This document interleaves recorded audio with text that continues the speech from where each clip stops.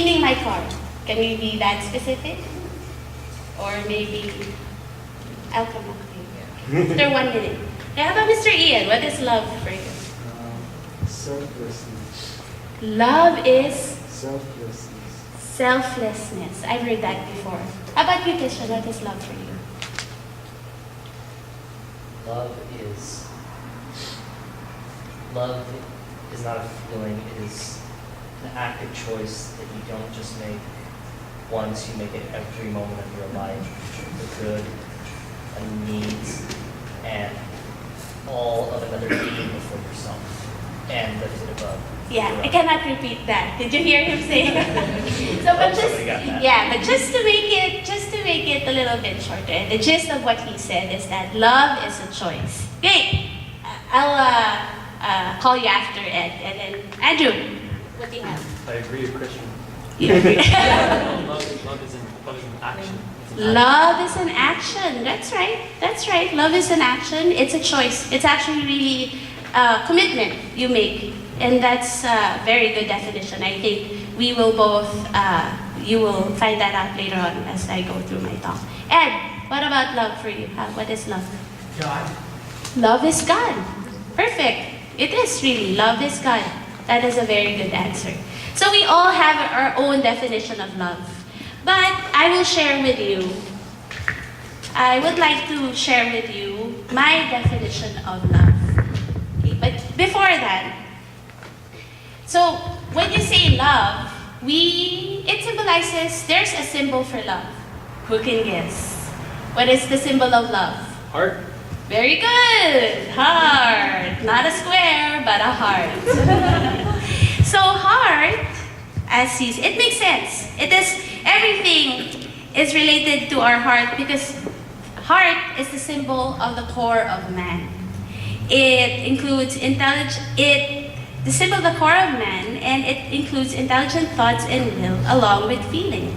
So reading this made me say, this makes so much sense. Because the primary function of the heart, Miss Rika, our nurse, what is the primary function of the heart? Supplies oxygenated blood to the system. Oh, wow. Very well said. Well said. Yeah, but to keep it simpler, it is to pump blood to our body. So, they say when you see your crush, you feel Butterflies. yeah, butterflies. Or you become red, you blush because oh no. Or when you get all excited, or when somebody, a special friend of yours has done something for you that you really like, you feel that certain flow of blood. So yeah, it makes so much sense that the heart is it is the center of our body. So, you've heard of the saying, you say, you are in love, correct? You are in love. Okay. So, but let me share with you another meaning of love, which I think you've heard in various occasions, probably in weddings. In weddings. Or probably in just one of the talks you've been to already, or in church, the Mass. But for me, the meaning of love is from 1 Corinthians 13, verses 4 to 7. And it goes something like this. Love is patient. Love is kind. He does not envy. It does not boast. It is not proud. It is not rude. It is not self-seeking. It is not easily angered. It keeps no record of wrongs. And love does not delight in evil, but rejoices with the truth. It always protects, always trusts, always hopes, and always perseveres. How beautiful. Don't you like that? For every time I hear that, I think it is a very, very powerful quote or verses from the Bible, because to me, and I think that's what God wants us to do, is to be able to imbibe that meaning of love. So, like what Christian said, love is not a feeling. It is a choice you make every day. It is a commitment and decision you make every day. So, think about this. Look at your parents, or maybe, if you don't live with them anymore or whatever. But our parents, if I look around and I see couples together who've been married for 25 years, I like going to weddings like that. When they celebrate their golden wedding anniversaries or their silver wedding anniversaries, it makes me think, hey, you know what? It is possible. It is possible to make a choice. It is possible to be committed and every day to stick to that choice because the feeling goes away. At the end of the day, you know, being happy, sad, that changes.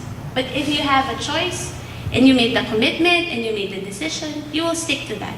No matter how hard, no matter how difficult the other person may be or the situation may be, if you love and you do what you want, then you will stick to it because you love it. So, love, it's safe to say that love is not for one person, correct? You cannot be in love and just be one. Do you agree? You don't agree. Love is shared. Love is shared for two people. And sometimes, you know, you can share it to a lot of people. Not only with one person, but 2 and 3 or more. So, but how come, okay, they say, okay, how come, wait, let me put this. So how come, when we say that we cannot be in love, we cannot, hold on, I'm lost. One more. How come it's always easier to love others than ourselves? Do you agree? They say, like, you know, when you have a friend who has just gotten out of a relationship, you would always tell him or her, you say, oh, love yourself. So love yourself means go to the gym, you know, do something that makes you happy again. But then again, when that person comes back to you, in a heartbeat, you would come back to the person, even if he caused you so much pain, or she may have caused you so much hurt. Because you love her. You love her to, you know, that makes you happy and that you're just showing her true love. Does that make sense? It's easier to love somebody than to love yourself. There, that's it. That's what I've been trying to say. True? It's like, it's easier to do that than to yourself. Because that's how God is. That's how His love is. That's how we are made. It's in our how our system and our structure is made. It is to love. That's the biggest purpose of man, I think. So, and besides, that word becomes more meaningful when it is that way. So what have we discussed? I've discussed loving and I've discussed God. So loving plus God equals. Very good, Mr. That's what I like. Loving God. Not so difficult. Loving God equals loving God. Loving you. Equals a relationship. Correct? I want to see if you guys are still with me. Yes, it is a relationship. So, I will. At this point, I'm going to go through our outline and what it says about how to love God. So, how do we love God? We love God with all our heart, with all our mind, and with all our strength. So,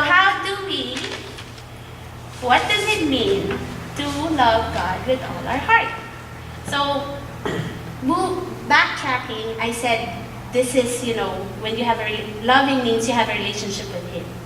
So just like any other relationship that you treat, like it could be a relationship with your parents, it could be a relationship with your brother or a sister, your coworker, or your friends, or the people around you. Or let's just put it this way. I think most of you will be able to relate to this because it is something that most people would want. When you have a boyfriend or a girlfriend, or when you're with them, you always try to put your best foot forward. And you always try your best to please the other person.